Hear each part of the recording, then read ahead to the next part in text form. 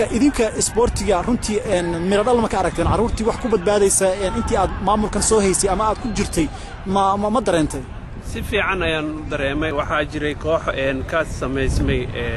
1992 Dixon oo la baxay Dixon Gangs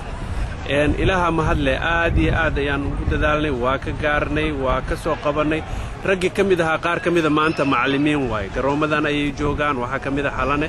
oo tababaro u ah maxaa la yiraahdaa kooxda Iftan gruubadaas uu ku jiray dhalinyaro kala jirtay ilaah waa nala garab galay dhibaato xoog la ayaa waxay naga soo wajahday maxaa la yiraahdaa community gudihiisa oo aan baraali ka ahayn in dhalinyaradii wax la baro in la tababaro in laga ilaaliyo wadooyinka in laga ilaaliyo cadawga in ayagii horumarkoodii mustaqbalkoodii laga shaqeeyo waxayna dhashay in badankooda ay ka buuxaan xabsiyada qaarkood la dildilo oo dhaawaci ilaa hadda uu mutaqaanad ay noo muuqdo oo cantar wiilkiisa uu ka mid yahay oo 2 bilood ka hor la dilay waxyaabahaas iyo waxyaabo ka fool xun oo dhici kara ayaan mutaqaanaa 10 sano ka hor aan ka hadlaynay oo ka qaylinoon lahayn war dhibaataan ugu soo socoto war ilmaheenni community-gi waxay gaartay in ay dhagaa ka fureystaan aysan dan ka gelin maalin walbana ilmaa la dilaa qaar isbitaalada jiifa qaar xabsiyada ku jira qaar dhintay aniga iima muuqdo cid u soo maqan ma arko waxa kale waliba ayaan daree in magaalada Toronto oo laga aasaasay tartankii ugu horeeyay ee samarka Somali Week in lagu kala qaybsamo oo laba group loo kala baxo oo lees riixo oo aysan ka faa'iidin dhalinyaradii u dhamaartay deganay Toronto oo ay aad maaragtay ii sheegeen ugu hantaagayeen u jecel yihiin inay maaragtay tartamadaas iyo waxyaabo la mid ah loo sameeyo lagu maaweeliyo waqtigoodii lagu ilaaliyo inta iskuulaadka xiran yihiin dan laga ma galo ujeedo aan la fahmi karin oo aniga ma aqaan meel ay sal ku hayso ayaa maaragtay meeshii taala group loo kala baxay waxaan qaliif wax yar adigoo raaliya arintan aan u soo daadagayno ciyaarahan la kala qabanayo magaaladan Toronto runtii sidaan ognahay waa 7 maalmood bisha July ciyaaraha week bay socdaan marka macallin qaliif waxaan u maleynayaa finaanadan caalamka Soomaaliya ku sawiran inaadan u ogoleen dhulka inay ku dhacdo marka runtii macallin qaliif ciyaarahan la kala qabanayo maadaama hal isbuuc ay soconayaan ma sanadkii ugu horeeyay ma aha ilaa iyo dhowr sano sidaan loo kala qabanayay marka hadda maxay u bilaabatay runtii in dadkii ay is eedeeyaan maadaama muddo la kala qabanayay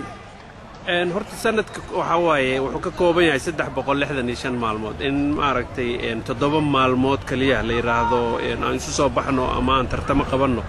waxay maaragtay sal ku haysaa jahli waxaan ku noolahay adduunka meeshii ugu horeysay North American joogna adduunka oo dhan laga xukumo waa ka faa'iideysan laanahay joogista aan joogno waxna kama baranin waxna kama faa'iidin wali waxaan ka sii liidanaa kuwa Soomaaliya jooga aniga Soomaaliya muddo hadda 3 sano iyo baraan soo joogay sida loo nool yahay iyo sida loo dhaqmay markii aan ka reebno dagaaladan iyo dadka maaragtay siyaasadda isu haysto xaqiiqdii dadka maaragtay waa ka horumarsan waan ka ilbaxsan yihiin dadka inta jooga maxaa jira waxay rabaan ay yaqaanaan mustaqbalkooda meesha uu ku dambeey doono ay qiyaasayaan laakiin kuwa inta jooga waxba ma aha waxaad moodaaba kuwaas inay ka sii hooseeyaan maxaa jira 365 maalmood inaad tiraahdo hal wiiga ay ugu filan waxaan u maleynaa ayaan darro waay 365 maalmood in laga faa'iido tartamo barnaamijyo kala duwan oo 4 xilliye waa la sameyn karaa cid diidaysana ma jirto haday noqon lahayd dawladda Canada haday noqon lahayd dawladda maxaa la yiraahdaa East Ontario haday noqon lahaayeen community-ga jaaliyadda Soomaaliyeed dadweynaha Soomaaliyeed inta ku dhaqan diyaar u yihiin waxay ogol yihiin dhaqaale inay ku bixiyaan waxay ogol yihiin inay taakuleen ka geystaan waxay ogol yihiin waqtigooda inay wax ka galiyaan laakiin ragga maaragtay hormuudka ah ee dhahaya annaga wax maamuleen waa ka maqantaa xisaabta ugu jirto 365 maalmood waxay ka jeclaysteen hal usbuuc arintaas waxay u taala community-ga Soomaaliyeed ee Toronto ku nool in ay maaragtay ka fariistaan ka wada hadlaan ayna soo jeediyaan ayna u bandhigaan dadka horjooga dhalinyarada ama maamulaya isboortiga inay yiraahdaan ama naga jooga ama ay u sheegaan barnaamijkan si cad loogu sheego barnaamijyadan oo kaleeto ma ahan in samarko kaliya la fiiriyo winter ajiro fall ajiro autumn jaaliyadaha kale oo dhan way ka faa'iideystaan 4 xilli way sameystaan min dhalinyaro ilaa iyo odayaashii dadka ugu waaweyn rag iyo dumar barnaamijyaal loo sameeyaa annaga wax noo diidan ma naqaano wax noo hortaagan ma naqaano waxaan jeclaan lahaa ayadoo ilaahay laga baqay dad muslimaan nahay intaan dib isugu noqonno bal aan isweydiinno aan xisaabtanno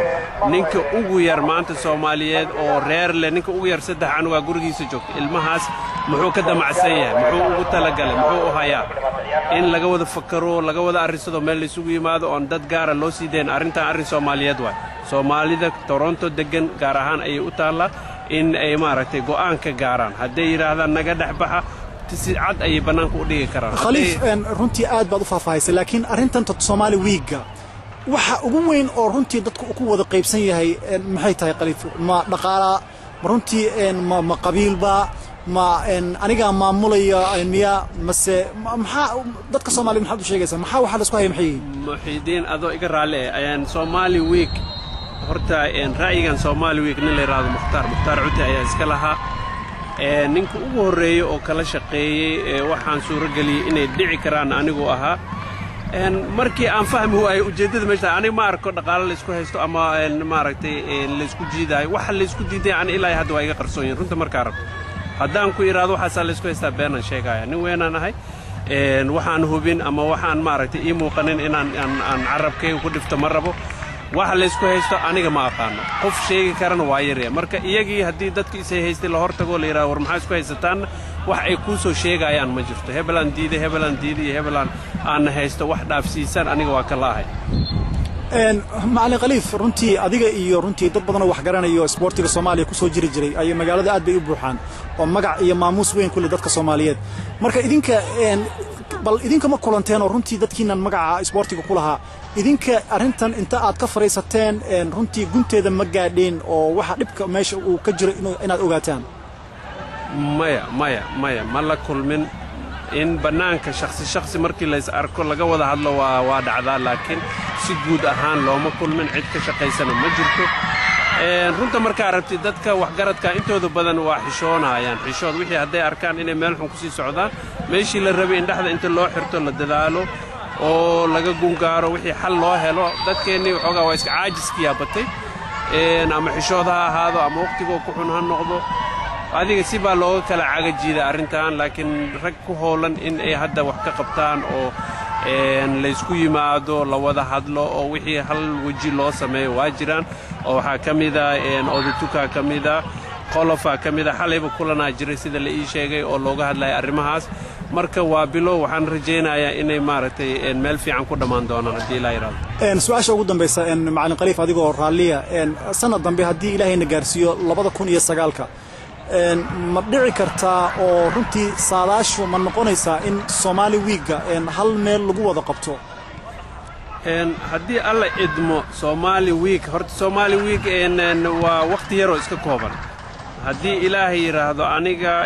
barnaamijyo kale oo dhalinyarada u soo jeediya xitaa jiro oo ah in la sameeyo barnaamijyo la yiraahdo Somali Youth Festival oo wax walba leh una gaara magaalada Toronto iyo Canada oo kaliya oo aan dad kale laga casuumeynin Europe iyo America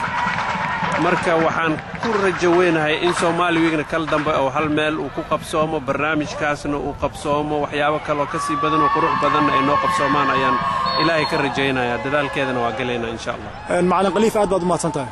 maadaama mudan muxidiin salaamu calaykum